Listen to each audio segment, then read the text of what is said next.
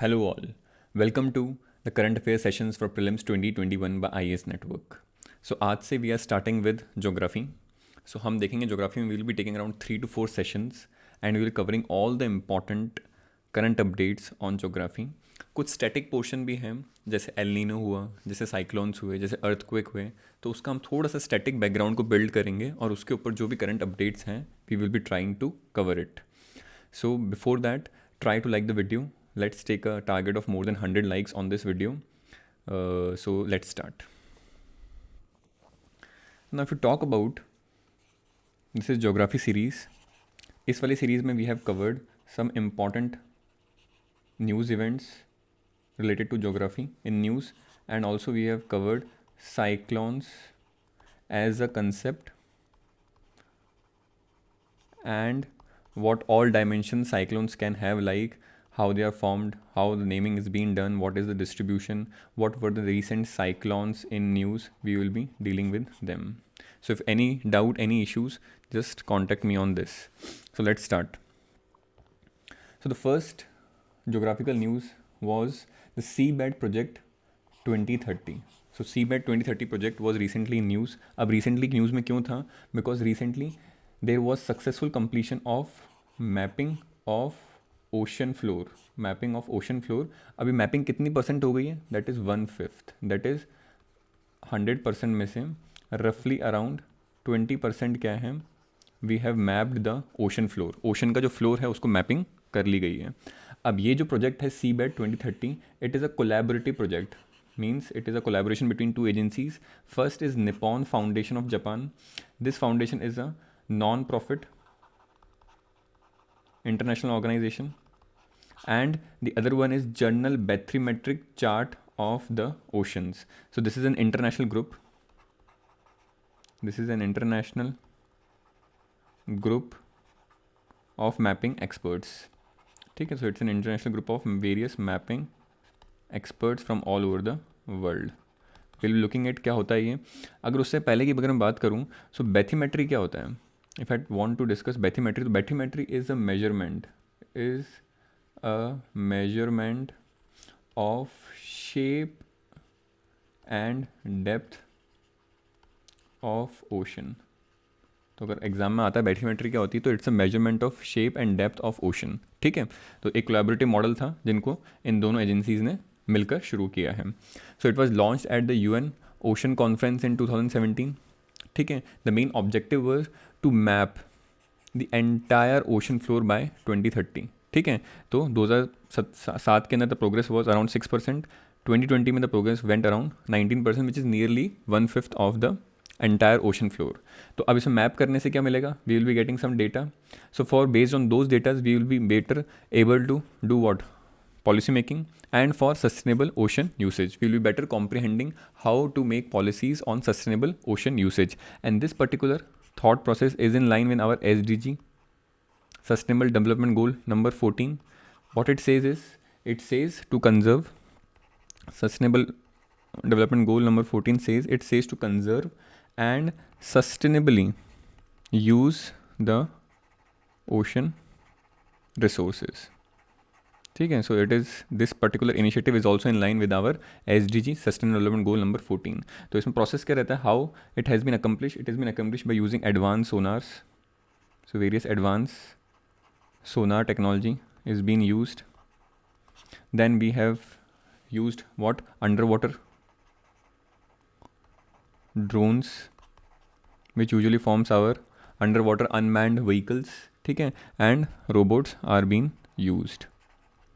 अब इसके अंदर ये जो पर्टिकुलर एजेंसी है इट इज़ ऑल्सो इम्पॉर्टेंट. क्यों है देखते हैं. अब हम बात करते हैं general bathymetric chart of oceans. ठीक है, so it is an inter governmental organisation with mandate to map entire ocean floor. ठीक है, तो एक इंटरनेशनल गवर्नमेंटल ऑर्गेनाइजेशन है. अब ये जो पर्टिकुलर ऑर्गेनाइजेशन है it works under the joint regulation of IHO and UNESCO IOC. अब IHO की अगर मैं बात करूँ, सो IOC stands for international hydrographic organisation. ठीक है, अब ये जो है ये इंटर गवर्नमेंटल ऑर्गेनाइजेशन है. ठीक है, इसका एम क्या है, surveying of world seas, oceans and navigable waters, और इसके हेडक्वार्टर्स कहाँ है, मोनाको में. Why this was in important, because India is also a member of it. India is also its member. ठीक है, सो क्योंकि सीबैट प्रोजेक्ट न्यूज़ में था, तो this particular organisation was also in news, and therefore we must know that India is a part, और India is a member of this particular international hydrographic organisation. Plus जो joint regulation के अंदर एक और अलग जो ऑर्गेनाइजेशन है, that is UNESCO. और यूनेस्को की कौन सी ऑर्गेनाइजेशन है, दैट इज़ यूनेस्को का IUC wing, that is intergovernmental. ठीक है, इंटर गवर्नमेंटल ओशनोग्राफिक कमीशन. ठीक है, इट इज़ ओशनोग्राफिक कमीशन. ठीक है, so basically what it do is it usually give certain status to various coast and areas lying near the ocean surfaces and sea surfaces. So recently it gave what, tsunami ready status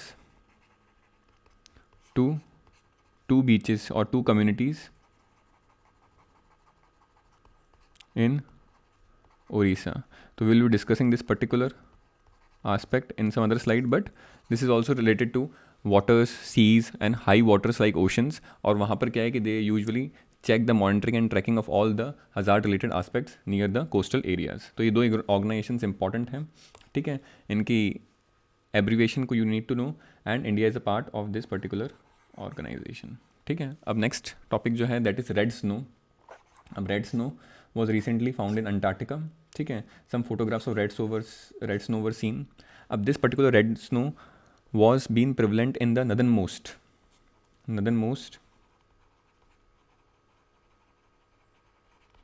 peninsula of Antarctica. This you can see here. This is the area. So what was the reason for this kind of redness in the snow? So the reason was primarily the presence of Chlamydomonas nivalis.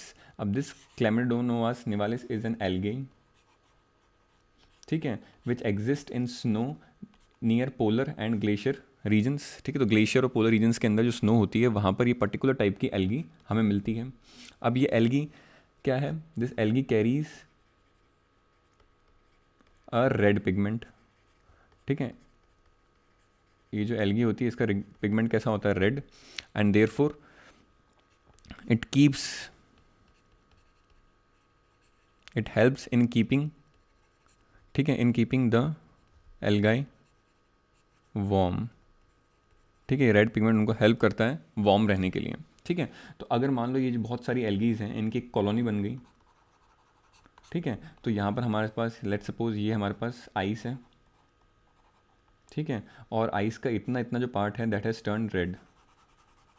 ठीक है, इतना इतना part red हो गया, इसका मतलब यहाँ पर एल्गाई की कॉलोनी बन गई है.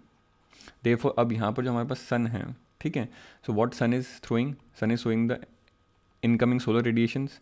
ठीक है, तो यहाँ पर तो क्या है कि आइस के ऊपर जब इनकमिंग सोलर रेडिएशंस आ रहे हैं then it is reflecting back. ठीक है, in a very high quantity. But when this particular incoming solar radiations are touching the algae ground on this particular ice, it is not reflecting the entire incoming solar radiations, because we know that ice का जो albedo होता है, albedo of ice is much greater as compared to a surface which is having algae on it. ठीक है, as a result क्या होगा, it will help this particular algae more because now there will be more melting. ठीक है, तो इस particular portion की ज़्यादा मेल्टिंग होगी, और ये पोर्शन क्या है कि धीरे धीरे it will expand to other areas. And if you want to talk about albedo, so albedo क्या होता है, albedo is the measure of reflectivity. किसी भी सरफेस की कितनी रिफ्लेक्टिव कैपेसिटी है, रिफ्लेक्टिविटी ऑफ एनी सरफेस, उसका मेजर क्या होता है, एल्बिडो होता है. सो वी नो क्लाउड्स का एल्बिडो होता है ज़्यादा, फॉरेस्ट का एल्बिडो ज़्यादा होता है, आइस का मैक्सिमम होता है. बट जब ये एल्गाई इनके ऊपर डेवलप हो जाती हैं, which this algae usually found in glacier and polar regions, तो ये इशू हमारे पास रहता है. So it is nothing but an another outcome of increasing global warming and climate change. ठीक है, because recently in recent times this particular redness in the Antarctica region has increased manyfold. Next topic देखें तो that is zombie fires. अब why zombie fires were in news? Because recently it has been found that these zombie fires are becoming more frequent in the Arctic and the tundra region. ठीक है, Arctic और tundra region, that is beyond the Arctic circle we have tundra region. अब इसके reason क्या है, या what is actually zombie fire, होता है क्या है जॉम्बी फायर. तो जॉम्बी फायर के अंदर जो फायर होती है दैट बर्न्स अंडरग्राउंड. ठीक है, पहला पॉइंट ये that burns underground. How these fires got their name. ठीक है, these fire got their name because they continue to burn even after the surface fire has put off. मतलब क्या है कि this is a particular surface, यहाँ पर surface fire क्या है कि लगी हुई थी. अब सरफेस फायर को क्या बुझा दिया, but still the fire is going underground. ठीक है, तो फायर क्या अंडरग्राउंड चल रही है. तो इसका मतलब क्या एक एनालॉजी है कि जॉम्बीज़ को जब हम मारते हैं तो वापस क्या उठ खड़े होते हैं और दे वापस स्टार्ट अटैकिंग ह्यूमंस. ठीक है, तो similarly in that fashion this fire also works. अगर हम डिफरेंस देखें, ठीक है, तो फॉरेस्ट फायर क्या होता है, बर्न्स फॉर वीक्स, कुछ वीक्स के लिए लगती है, मंथ्स के लिए लगती है. बर्न्स होती है सरफेस के ऊपर दिखती हुई होती है, दिस इज़ फॉरेस्ट फायर. ठीक है, एंड वेजिटेबल विजिबल फ्लेम्स. ठीक है, it usually takes into account the vegetation which is there in the vicinity, और वहाँ पर वो लगती हैं. But there is something called as zombie fire और पीट फायर. ठीक है, पीट फायर क्यों बोला जाता है, because it is present in areas where we have a peat layer. ठीक है, बीनीथ. अंडरग्राउंड में हमारे पास क्या होती है, एक पीट लेयर होती है. Peat we all know is a coal. ठीक है, तो कोल की 4 तरह के टाइप्स होते हैं, एंथ्रासाइट, बिटुमिनस, लिग्नाइट और peat. And peat is the least coal which is having least calorific value. ठीक है, अब क्या होता है कि these burns for months and for years, burns underground. ठीक है, सरफेस मॉल्डरिंग क्या है कि इसमें कुछ समय बाद बंद हो जाती है and releases more carbon, because जो कार्बन इंटैक्ट है कहाँ पे, जो स्टोर्ड है यहाँ पर सिंक की फॉर्म में, the carbon which is been stored in the form of sink has now been released into the atmosphere. तो ओवरऑल क्या कर रहा है, ये कार्बन सिंक था पहले, ये surface, this particular surface was earlier carbon sink because उसने इतना सारा कार्बन अपने अंदर रख रखा था. But now it has become a source of carbon to the atmosphere.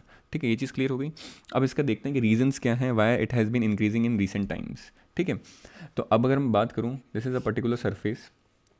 ठीक है, let's say it's a permafrost region. ठीक है, and beneath this particular region there is a layer of what we call as peat. ठीक है, पीट is a coal which Burns. ठीक है, अब हो क्या रहा है, due to global warming, due to climate change. ठीक है, this particular permafrost layer is what is melting away.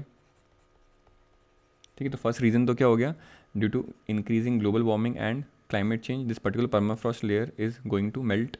Eight the same time this particular phenomena is visible more during warm weathers. ठीक है, and these are being ignited. ठीक है, these are being ignited due to presence of dried and easily fire catching vegetation which is present in these areas. तो fire catching vegetation कौन सा present होता है, like यहाँ पर मॉसेज होते हैं. ठीक है, then we have ferns, then other temperate kind of vegetation which is prevalent in these areas like moss and जो भी यहाँ पर ग्रासेज मिलती हैं, they are also becoming dry in these weather warm weather seasons and also due to climate change and global warming. तो शुरू में क्या है कि they ignite these particular areas, और फिर यहाँ पर जब आग लग जाती है so it travels through the ground.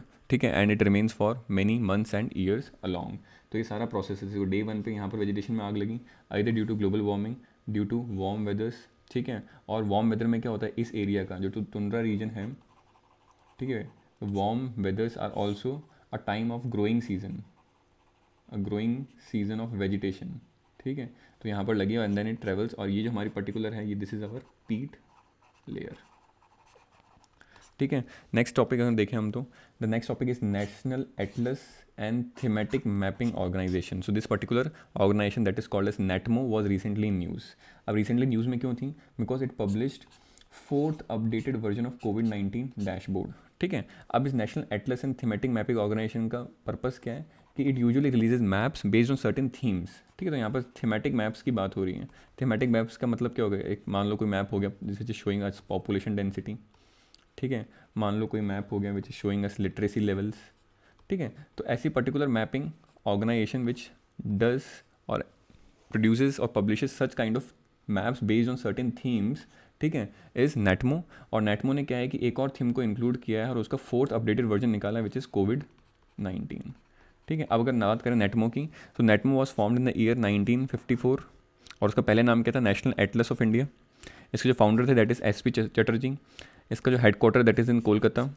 It works under the department of science and technology which is under ministry of science and technology. जो फर्स्ट एटलस निकाली थी किसने? नेटमो ने. वॉज भारत राष्ट्रीय एटलस. और इस एटलस की क्या है? There are certain characteristics. So this atlas was publish in 1957. This atlas was in Hindi. ठीक है, and in it 26 multi coloured map based on various themes were published. ठीक है, तो ये थीमेटिक ऑर्गेनाइजेशन है, thematic mapping organization which was in news. ये जो details हैं ये इंपॉर्टेंट हो सकती है कि नेटमो किसके अंडर आता है. So it comes under the department of science and technology which is under ministry of science and technology. अब बात करते हैं फिफ्थ पॉइंट की. अब fifth point we have is seismic noise. अब अर्थ की सीस्मिक नॉइज़ क्या होती है उसको देखते हैं. अब रिसेंटली क्या है, there was a survey organization that is British geological survey organization BGS. ठीक है, उन्होंने एक रिपोर्ट पब्लिश करी and they highlighted the change in the earth seismic noise and vibration amid कोविड-19 लॉकडाउन. अब कोविड-19 लॉकडाउन हुआ तो ट्रांसपोर्ट एक्टिविटीज़, ठीक है, manufacturing activities, then mining activities, then oil exploration activities. ठीक है, तो लॉकडाउन में क्या है कि all these human induced activities, ठीक है, ह्यूमन एक्टिविटीज़, ठीक है, वर स्टैंड स्टिल या फिर they saw a decline, a substantial decline. तो हुआ क्या कि ये सारी activities they produce what? They produce vibrations. ठीक है, and these vibrations are been catched up. ये वाइब्रेशन कहाँ हैं? कैच्ड अप हो जाते हैं या फिर हम बोलें तो रिकॉर्ड हो जाते हैं. कहाँ पे? सीस्मोमीटर में. ठीक है, सीस्मोमीटर में रिकॉर्ड हो जाते हैं. अब सीस्मोमीटर का वैसे काम क्या होता है? Its main aim is to track the seismic waves. तो लेट सपोज ये हमारा एक सीस्मोमीटर है. ठीक है, उसका जो ग्राफ बन रहा है, ठीक है, that graph is like this. ठीक है, ऐसा कुछ ग्राफ बन रहा है.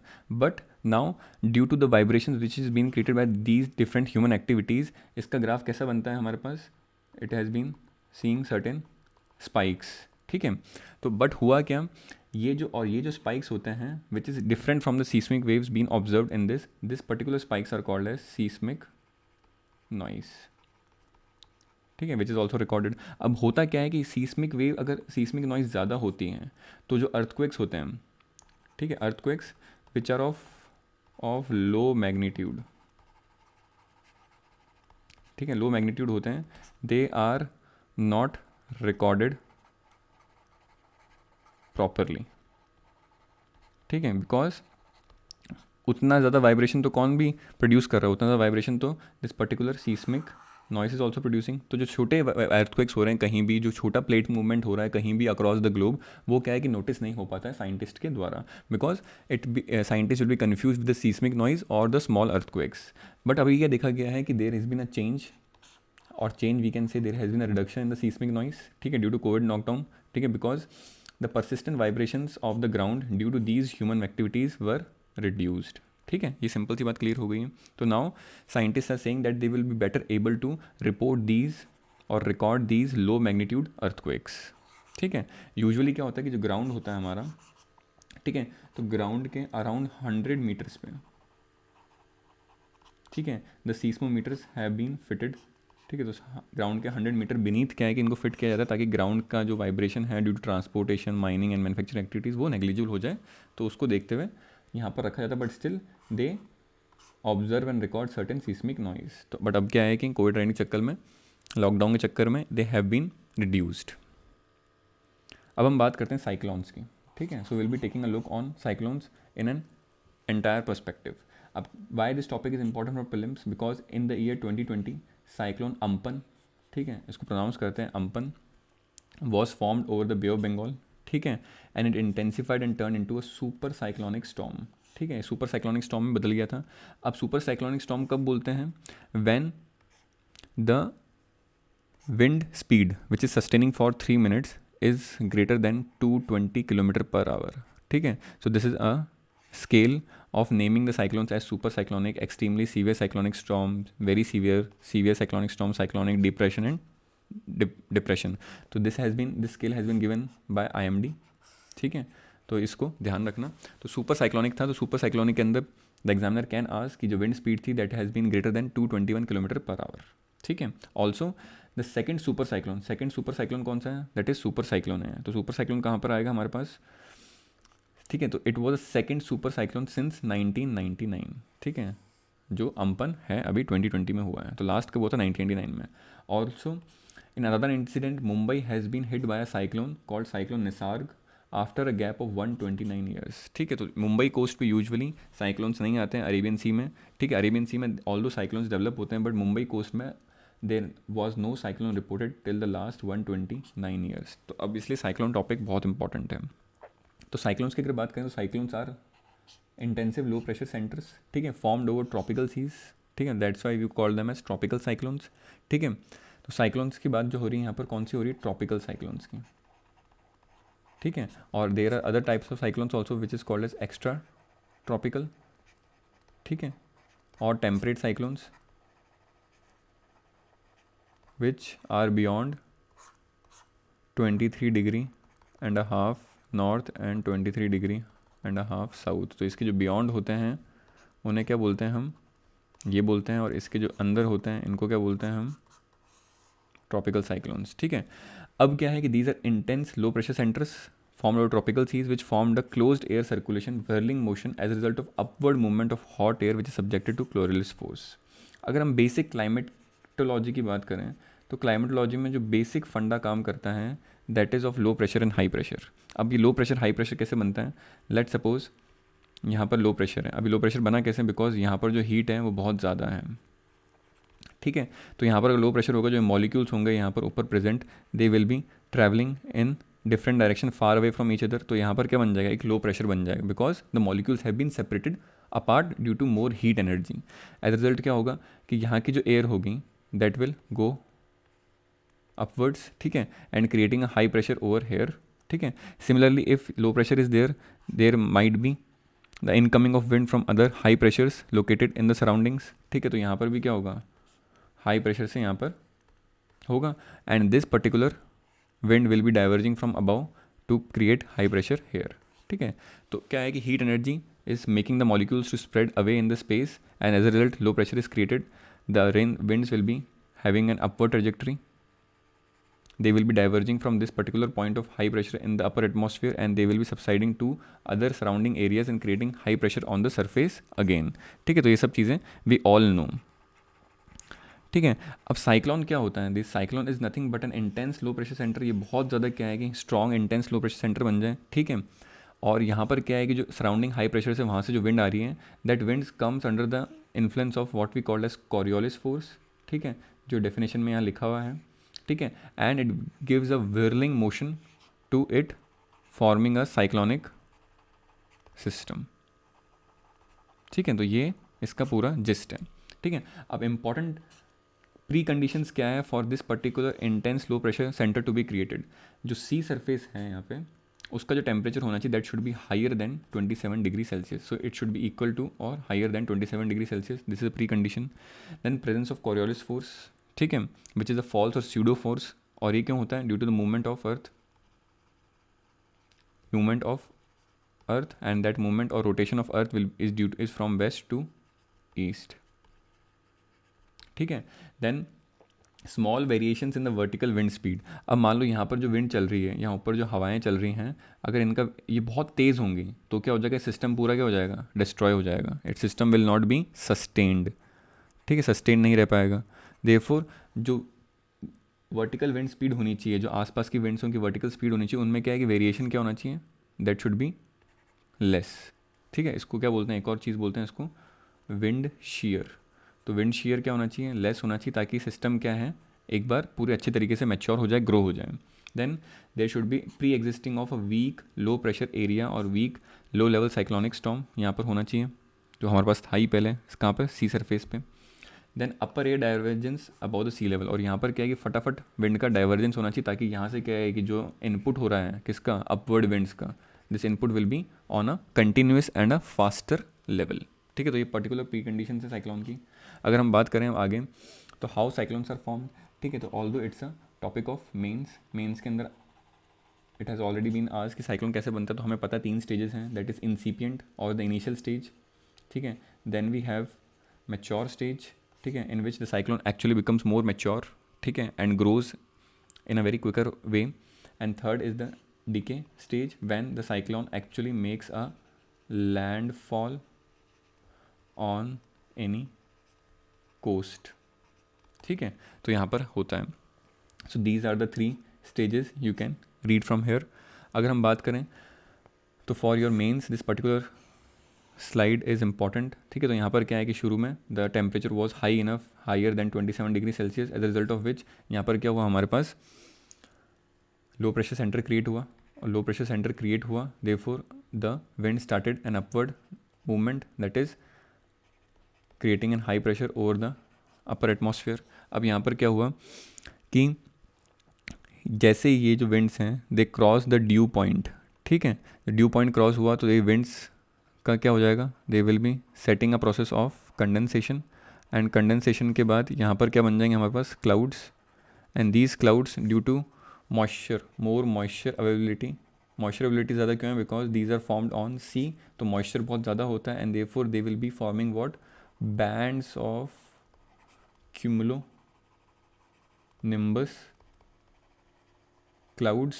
ठीक है, after the process of condensation sets in once these winds reaches the dew point. ठीक है, तो ये सारा process you can read from here. और ये क्या है कि यहाँ पर ये दोनों स्टेजेस जो हैं, यहाँ पे the cyclone actually gets into the mature stage, और ये पूरा साइक्लोनिक सिस्टम जब लैंडफॉल करता है तो इसका डिके स्टार्ट हो जाता है। ठीक है, talking about the Coriolis force तो हमने देख लिया, it is due to the rotation of the earth. ठीक है, and due to rotation of earth the winds in the northern hemisphere rotate towards their right, ठीक है, and as a result of which the circulation of cyclone in the northern hemisphere is anti-cyclonic।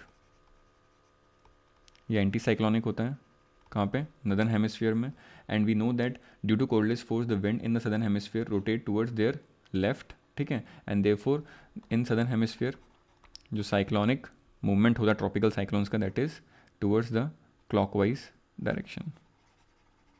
ठीक है, तो statements can be asked that the cyclonic tropical cyclones are anti clockwise, this is not cyclonic, this is anti clockwise. So the statements can be asked like the tropical cyclones are anti-clockwise in northern hemisphere and clockwise in southern hemisphere. So both the statements are right. ठीक है, now if we talk about distribution तो हमें पता ही है the distribution will be within the tropics। ठीक है, tropics के अंदर होगा। ठीक है, also the naming of tropical cyclones have been different in different regions. For example near North American region it has been called as hurricanes. ठीक है, near the west Australian region it has been called as willy willy. ठीक है, near the Chinese region it has been called as typhoons, और Indian region में these are simply called as cyclones. यहाँ पर कोई specific nomenclature नहीं कर रखा है इनका। So distribution will be this. ठीक है, specially they will B during the incoming and retreating periods of ITCZ। जब भी इनकमिंग एंड रिट्रीटिंग सीजन होगा किसका, ITCZ का, then more cyclones will be there. ठीक है, cyclonic conditions will be more। अब ITCZ we all know that is inter tropical convergence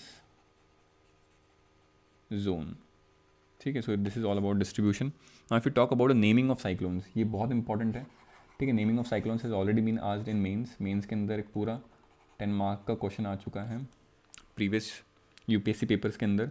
अब अगर हम नेमिंग की बात करें तो I am giving your flow chart, उसके अलावा कहीं पे पढ़ने की ज़रूरत नहीं नेमिंग आज के बाद.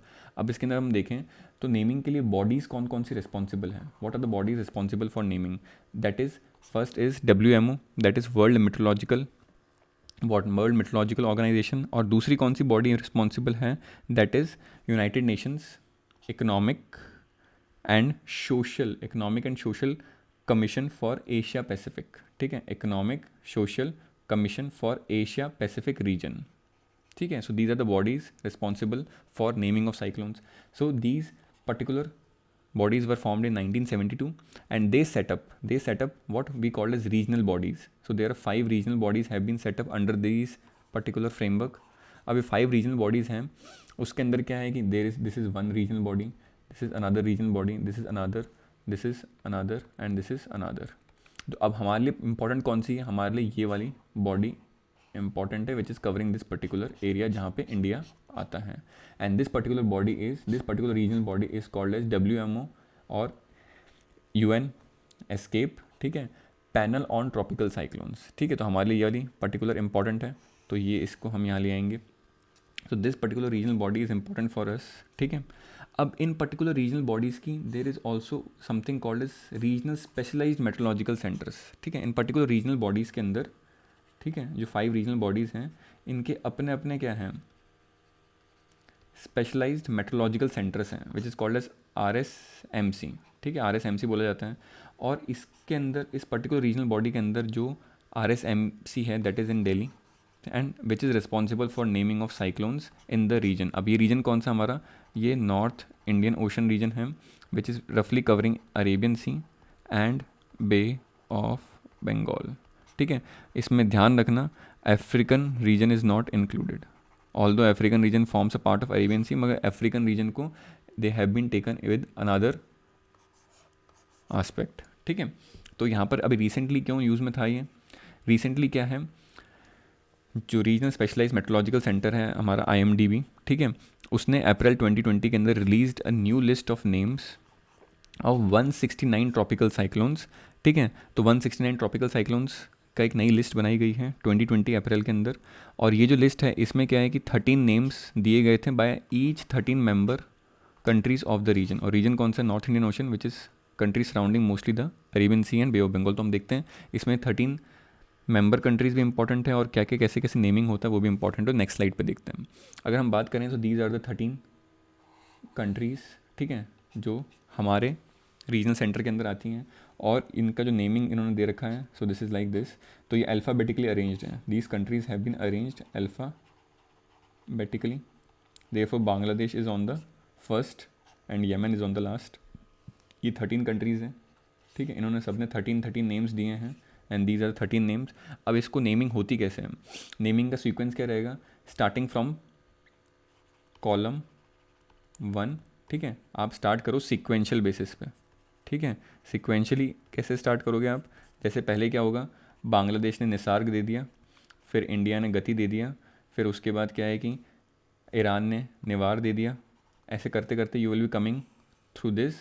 यहाँ पर जैसे यहाँ पर आ जाओगे again you will be starting from the column 2, then this then this then this then this then this, और यहाँ पर आपका जाके लास्ट में ख़त्म होगा साभा से which is the 169th name, ठीक है. जैसे ही नेम एग्जॉस्ट हो जाएगा तो नई लिस्ट वापस वी विल बी मेकिंग, ठीक है. अब इसमें एक इंपॉर्टेंट चीज़ क्या रहती है कि whatever the cyclones which were very devastating and bought havoc to humanity, ठीक है. तो उनके नाम क्या हैं, those names are permanently deleted from the list, ठीक है. तो उनको परमानेंटली डिलीट कर देते हैं लिस्ट में से, ठीक है. तो ये इंपॉर्टेंट चीज़ है. This is all about naming of cyclones, you need to remember. Now अगर हम बात करें साइक्लोन से न्यूज़, कुछ साइक्लोन्स के न्यूज़ में रहे थे, तो अगर हम बात करें अम्पन की, ठीक है। तो Amphan was a cyclone which was a super cyclonic storm, जिसमें क्या हमने देखा है द स्पीड, विंड स्पीड क्या होती है, that is more than 220 kilometres पर आवर, ठीक है, which is on sustained basis for 3 minutes, पर उतना ध्यान रखने की जरूरत नहीं है, बस हमें याद कर रखना है मोर देन 200 और 220 किलोमीटर्स पर आवर अम्पन था। अम्पन जो नेम है this was given bye Thailand, Thailand gave this name, ठीक है। अम्पन हो गया। अब अम्पन क्या था ना, अगर हम लास्ट में बात करें इस वाली स्लाइड की, तो ये जो न्यू लिस्ट आई है, इस न्यू लिस्ट में से जो पहले लिस्ट थी, इस न्यू लिस्ट से जो पहले लिस्ट थी, उसकी जो लास्ट एंट्री थी, उसकी जो लास्ट एंट्री थी, उसमें जो लास्ट नाम था दैट वाज अम्पन। देयरफॉर इसमें विजिबल नहीं है, इस लिस्ट में अम्पन विजिबल नहीं है, ठीक है। This particular cyclone made a landform between Digha in West Bengal and Hatiya islands of Bangladesh. Maximum impact इसका कहाँ पर था, नॉर्थ उड़ीसा के अंदर। So this is a trajectory of Amphan. Next अगर हम बात करें निसार्गा, तो निसार्गा की हम बात करें तो it was an exceptional cyclone because it made a landform on the Mumbai coast after 129 years, after a gap of 129 years. Usually Arabian Sea में वैसे भी कम बनते हैं because Arabian Sea is relatively less warmer than Bay of Bengal. यहाँ पर क्या है, और भी अदर एटमॉस्फेरिक इश्यूज़ हैं, सर्कुलेशंस हैं which are not conducive for the formation of cyclones. तो यहाँ पर क्या है कि निसार्ग इसलिए इंपॉर्टेंट है, ये इसका प्रेडिक्टेड रूट था। अब 2019 was an unusual year as Arabian Sea saw more frequent and intense cyclonic activities in more than 100 years, ठीक है। पिछले 100 साल के अंदर जो 2019 था उसमें क्या है कि there were many frequent and intense cyclonic activities which were seen in Arabian Sea which is not the case usually, ठीक है। अगर 2019 की बात करें सिर्फ, तो 5 cyclones were originated, the name were वायु, हिक्का, क्यार, मोहा एंड पवन, ठीक है, महा एंड पवन, और निसार्ग उसके बाद ये आया है, ठीक है। अब अगर हम बात करें निसार्ग की, तो Nisarga the name was been given by, Nisarga वाला जो नेम है that was given by Bangladesh, and this you can also see from the list, ठीक है। जो बांग्लादेश है इसने क्या नाम दिया है, निसार्ग, ठीक है। ईरान ने कौन सा नाम दिया है, नेवार। बुरेवी किसने दिया है, मालदीव्स का है, क्योंकि अभी हम देखेंगे ये सब इंपॉर्टेंट है हमारे लिए, ठीक है। तो निसार्ग हो गया। अब निवार की बात करें तो निवार किसने दिया था हमारे पास, ईरान ने। Name of the name Nivar was given by Iran. तो स्टेटमेंट्स में ये भी कंट्रीज ही पूछ सकते हैं कि what are the countries who gave the name to this particular cyclone Nivar. This particular cyclone made landform along the Tamil Nadu Puducherry coast, ठीक है। After the cyclone Gaja in 2018 it was the second cyclone to cross the Tamil Nadu in the last 2 years। तो इससे पहले कौन सा था, Gaja in 2018 which cross the Tamil Nadu coast. तो Nivar also important है, नाइवर वाला नाम दिया है ईरान ने। Now if we talk about Burevi, so Burevi the name has been given by Maldives, ठीक है, and it made landform on the Sri Lankan coast. Now there was a typhoon in news which is the typhoon Molave, so it made a landform in the central Vietnam and it was a very high intensity storm, so it triggered many landslides in that particular region of central Vietnam, ठीक है। तो these were all the important cyclones which were there in news. अगर हम बात करें कुछ relative terms भी थे which were there in news regarding cyclones, तो फर्स्ट रिलेटेड टर्म क्या है, फुजीवारा। अब फुजीवारा का मतलब क्या है, फुजीवारा इफेक्ट का मतलब क्या है, the Fujiwhara effect is that it occurs when two hurricanes spinning in the same direction pass close enough to each other and begin an intense dance around a common center. If one hurricane is lot stronger than the other, the smaller one will orbit it and eventually come crashing into the vortex to be absorbed. अगर ये नहीं समझ में आया तो कोई दिक्कत नहीं है, सिंपल सी बात ऐसी है कि लेट सपोज ये कोई कोस्ट है, ठीक है, दिस इज सम कोस्ट, ठीक है, और यहाँ पर क्या है कि 2 साइक्लोनिक डिप्रेशंस बन गए हैं, ठीक है, साइक्लोनिक डिप्रेशंस बन चुके हैं, ठीक है। अब these both cyclonic depressions are going in the same directions, ठीक है, and they are dancing in front of each other, ठीक है। अब इन पर्टिकुलर 2 जो साइक्लोन्स हैं इनके 3 सिनेरियोज बन सकते हैं when these particular 2 cyclonic systems which are going in the same direction, ठीक है, and are dancing in front of each other because of their closeness, ठीक है। तो इनके 3 सिनेरियोज पॉसिबल हैं। सिनेरियो नंबर 1 कि जो हरिकेन है या साइक्लोन 1 है that is stronger than cyclone 2। अगर ऐसा होगा जो फर्स्ट हरिकेन है that is stronger than hurricane second, तो ये क्या होगा, after a few point of time ये जो सेंटर ऑफ ग्रेविटी के अराउंड क्या है कि ये पर्टिकुलर छोटा वाला साइक्लोन क्या है कि it will rotate or it will dance, and after a particular point of time it will subsume in this and it will form a bigger cyclone system. तो उसमें क्या है कि छोटा वाला मर्ज हो जाएगा किसमें, बड़े वाले में, after a brief duration of time. अगर दोनों ही क्या है सेम इंटेंस सेम साइज़ के हैं, लेट्स सपोज दोनों ही क्या है कि सेम साइज़ के हैं, तो दो कंडीशंस होंगी, या तो क्या है कि दोनों मर्ज होके एक बड़ा बना लेंगे, ठीक है, फर्स्ट में तो क्या है कि मर्ज हो रहे हैं प्लस होके बड़ा बना रहे हैं, और both will deflect from each other, और दो बोथ क्या है अपना अपना पाथ चेंज कर लेंगे, ठीक है, तो बोथ विल गेट डिफ्लेक्ट। और अगर टू स्मॉल हरिकेन्स हैं तो they form combine to form a larger hurricane. तो रिसेंटली क्या हुआ कि the hurricanes Marco and Laura, ठीक है, they formed in the west Atlantic Ocean, ठीक है, and they impacted the Gulf of Mexico, ठीक है, तो these both the hurricanes show what we call as the Fujiwara effect, and therefore it was in news. The last thing is recurving cyclones. अब recurving cyclones का मतलब क्या होता है, let's suppose this is a coast, ठीक है, now there is certain cyclonic storm which is coming in this direction, ठीक है, ये डायरेक्शन है, नॉर्मल डायरेक्शन इसकी ये है ट्रॉपिकल साइक्लोन की, ठीक है, बिकॉज इन द ट्रॉपिक्स, ठीक है, वी नो ईस्टर्लीज होती हैं, we also called as north east trade winds भी बोलते हैं इनको, ठीक है, तो usually this will be the direction of cyclone storm. But हो क्या रहा है कि जैसे ही साइक्लोन स्टॉर्म यहाँ पर पहुँच रहा है, some other atmospheric circulation present over here, it is actually recurving this particular cyclone's path. इसने कर दिया, दिस एटमॉस्फेरिक सर्कुलेशन, ठीक है, has done what, has done a recurving of this path of the cyclone, recurving कर दिया। As result क्या है कि अब साइक्लोन ने अपना पाथ चेंज कर लिया है। So these type of cyclones are called as recurving cyclones, ठीक है।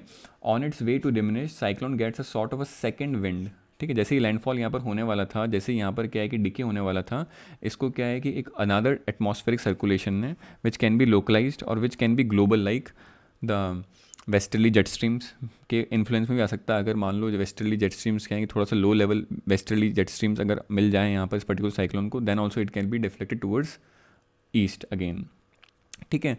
तो a second wind by deflected right और eastward is known as recurving cyclone. तो पहले यहाँ से क्या है वेस्ट साइड में जा रहा था, but now it has been recurve towards east, ठीक है।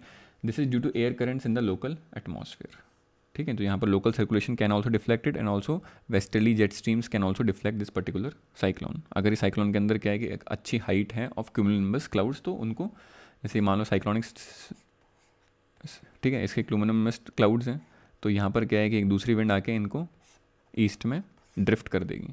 तो जो साइक्लोन ओकी था, cyclone Ockhi was one such cyclone which was a recurving cyclone. So the statement can be आज regarding cyclone Ockhi whether it was what in nature. So now this was all about the geography current affairs which were in news, ठीक है।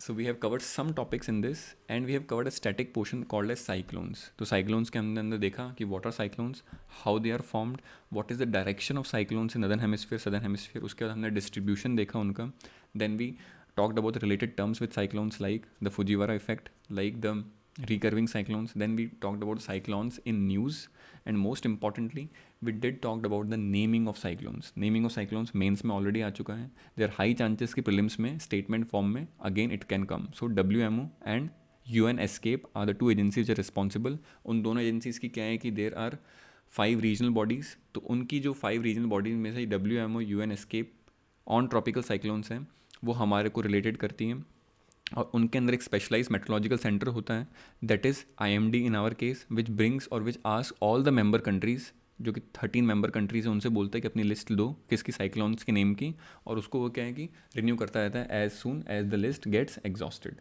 So this was first video in the geography current affairs. Second में we will be trying to discuss the El Nino, जो static portion El Nino का, और El Nino के अंदर जो recent updates हुए हैं, जो रीसेंट उसमें क्या है कि चेंजेस आए हैं, उसको हम डिस्कस करेंगे along with some other current affairs related to geography in specific, like blue tide, like red tide, like there are certain places in news also which were important from geographical aspect, तो उसको हम discuss करेंगे. So thank you and have a nice day.